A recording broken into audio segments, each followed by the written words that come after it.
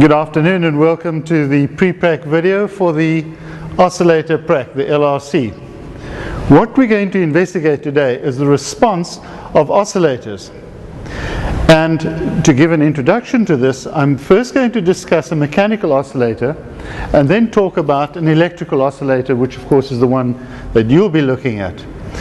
Now, in the case of the mechanical oscillator, we're going to look at just a simple pendulum, which is a pendulum like this one with which you're familiar. If I give this thing a disturbance like that, we know it'll oscillate at some resonant frequency, some natural frequency, this thing. And what we're going to do is this. We're going to drive this oscillator by means of a mechanical device. We're going to drive this oscillating point backwards and forwards over some range of frequencies. And then we're going to have a look to see at these various frequencies what the response is going to be of this oscillator. I've used the symbol A here for amplitude, and you'll see in a little while why I've done that.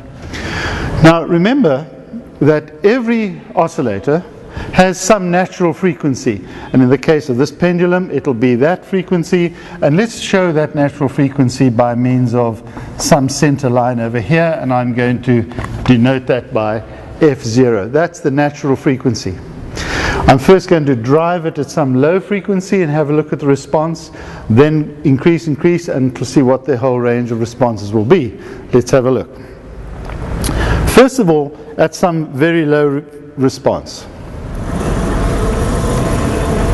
There you can see I'm driving by means of this machine. I'm driving the pivot point backwards and forwards really slowly, well below the resonant frequency, and we see here that the response, the oscillation, is quite small. So at a low frequency the response is small, some number, let's say about there. Now I'm going to drive the thing faster and faster and faster, and I'm going to go quite quickly to the resonant frequency. You'll see that when I drive this thing at its resonant frequency, the amplitude, the response is very big, somewhere up here. And now when I go beyond that point to some frequency much higher, let's go there, some much higher frequency up here somewhere, you see once again the amplitude, the response of the oscillator is low again, somewhere down there.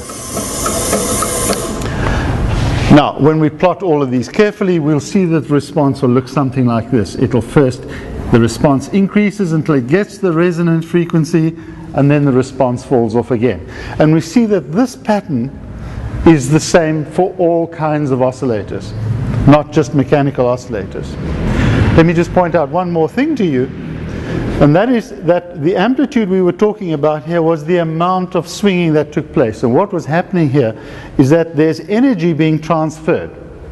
What is happening is, in one case, there's potential energy. As this thing gets some height energy, there's potential energy.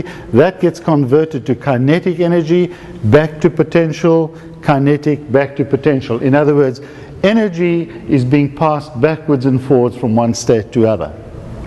Now, let's have a look at the electrical oscillator that we're going to be doing today.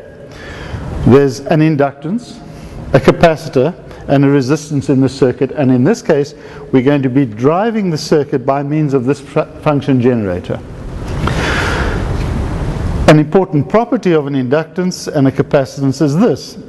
The inductance is able to build up a magnetic field when there's a current through the inductor, and the capacitor is able to build up an electric field when there's a voltage across the capacitor. So I've got a magnetic field here and I've got an electric field there.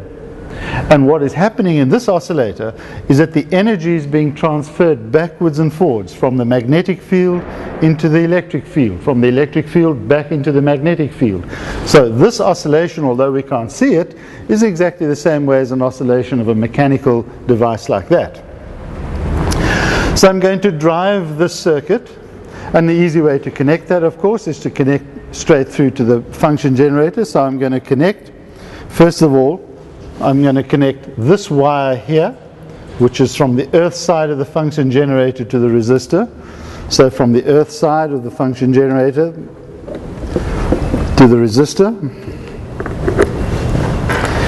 And the other wire I'm going to connect from the other side of the function generator, the red connection, around to the inductance.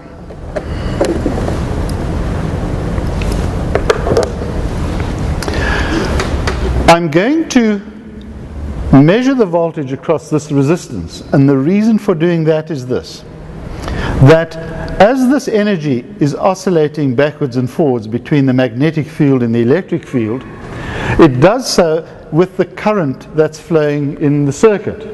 In other words, when the current gets high, this field builds up. As the current drops off, so that field builds up. And in order to measure the current, I can measure the voltage across this resistance using Ohm's law. I can determine what the current is. If I know what the current is, I know what the response is of this thing. So a high current implies that there's a big response. A small current flowing in the circuit means that there's a small response in the circuit. To measure that voltage, I'm going to use the oscilloscope. So as before, I'm going to connect the earth side of the oscilloscope to the earth side of the circuit, and I'm going to connect, in this case, channel 1 to the resistor.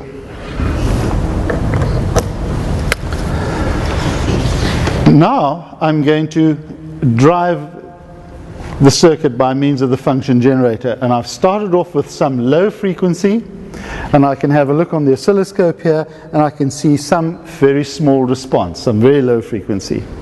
But as I increase the frequency, you will see I'm getting more and more of a response. In other words, a bigger voltage. That means that there's a bigger current in the circuit.